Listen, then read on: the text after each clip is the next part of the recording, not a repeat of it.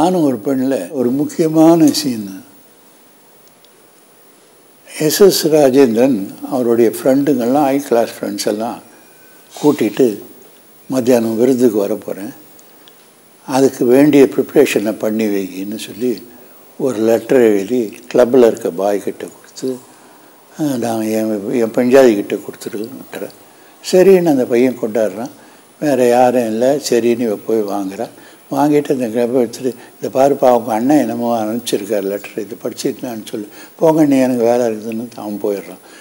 மறுபடியும் அவர் புண்ணர்த்தர்கிட்ட போகிறான், அவனும் போயிடுற சபையாகவும் ஐயோ எனக்கு எதுமா படிக்க தெரியும்னு யார்கிட்ட கேட்டாலும் அந்த லெட்டரை படிக்க மாட்டேன்றாங்க. இந்த அம்மாவும் ஏனோ தெரியல படிக்கலை. கடைசியில் என்ன பண்ணுறாங்க, சரியாக 12 மணி ஆன உடனே விருந்தினனுக்கு வந்து உட்காந்துடுறாங்க வீட்டில். அந்த நேரத்துக்கு இவன் வர்றாரு. இவர் வந்தப்போ அப்போ தான் சொல்கிறார் எல்லாம் தயார் பண்ணிட்டே இல்லை விருந்துக்குன்னு. அப்போ தான் அவளுக்கு தெரியுது இப்படின்னு ஒன்று இருக்கா எல்லாம் தெரியுது. அதுக்குள்ளே அந்த மச்சனை என்ன சொல்கிறான், நான் போய் வாங்கின்னு வந்துடுறேம்மா எதுனாலும் சரி நீ பயப்படாத நீ அண்ணிக்கிட்ட சொல்லியிருக்கேன். அப்போ அந்நேரத்துக்கு அவருக்கு ரொம்ப கடுப்பாயிடுறாரு. நம்ம இது வீட்டில் ஒன்றும் இல்லையான்னா வீட்டில் ஒன்றும் பண்ணல, சமையல் பண்ணலையான்னு சமையல் பண்ணல, இத்தனை பேருக்கு பண்ணலை, கூப்பிட அவளைன்னு வாய்ப்பாரா என்ன பண்ண உங்களுக்கு லெட்டர் வந்ததான்னு கேட்கு. வந்ததுங்க. அதில் என்ன எழுதியிருக்குன்னு படிச்சியா? படிக்கலை. ஏன் படிக்கலை? உனக்கு கொழுப்பு, உனக்கு பெரிய நீ பிச்சாரியாக இருந்தோ பெரிய ஜமீன்தாருக்கு வீட்டு மருமகளாக வந்ததுனால உனக்கு இதெல்லாம் பண்ணுதான்னு சொல்லி கண்டபடி அவளை கோபிக்கிறார். என்னங்க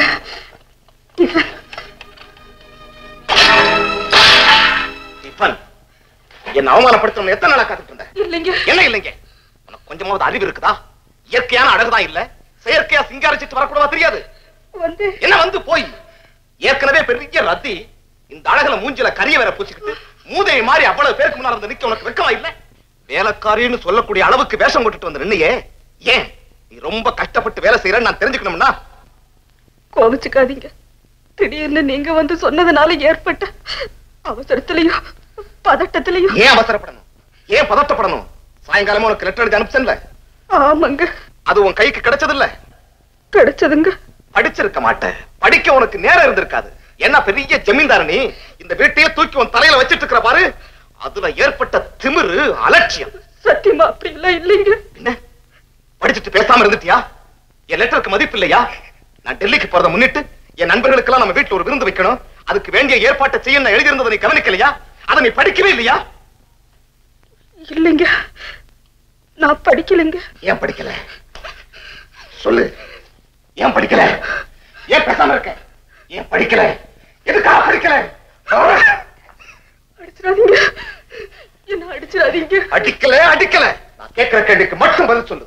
நான் எழுதின கடிதத்தை நீ ஏன் படிக்கல? எனக்கு எனக்கு சொல்லு. எனக்கு படிக்க தெரியாதுங்க.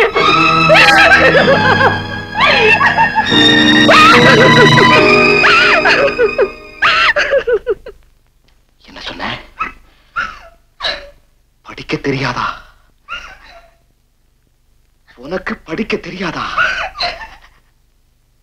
என் மனைவிக்கு படிக்க தெரியாதா? கல்யாணி உனக்கு படிக்க தெரியாதா? ஆமாங்க. நான் சின்ன பொண்ணா இருக்கும் போதே எங்க அம்மா அப்பா செத்து போயிட்டாங்க. அப்ப மாலதி கை குழந்தை. எங்க அண்ணனுக்கு சமைச்சு போடுறதுக்கு மாலதியை கவனிக்கிறதுக்குமே நேரம் சரியா இருந்தது. என் தங்கச்சிய வளர்த்து நல்லா படிக்க வைக்கணும்னு ஆசைப்பட்டனே தவிர நான் படிக்கணும் சந்தோஷமா இருக்கணும்னு நினைச்சதே இல்லைங்க. அப்படின்னா இத்தனை நாளா என்ன நல்லா ஏமாத்தி இருக்கிறேன். நான் புஸ்தகத்தை கொடுத்து படிக்க சொன்ன போதெல்லாம் படிக்க தெரிஞ்ச மாதிரி நடிச்சு மாமா கூப்பிடுறாங்க, அடுப்புல பால வச்சுட்டு வந்திருக்கேன், இப்படி எல்லாம் சொல்லி ஏமாத்தி என்ன முட்டாளாக்கிட்டு இல்லையா? ஐயோ, தயவு செய்து அப்படி எல்லாம் நினைக்காதீங்க. பின்ன இந்த விஷயத்தை முதல்ல சொல்ல ஏன் சொல்லல? நான் படிக்காதவன்னு உங்ககிட்ட சொல்ல வேண்டியது அவசியம்னு நினைக்கலைங்க.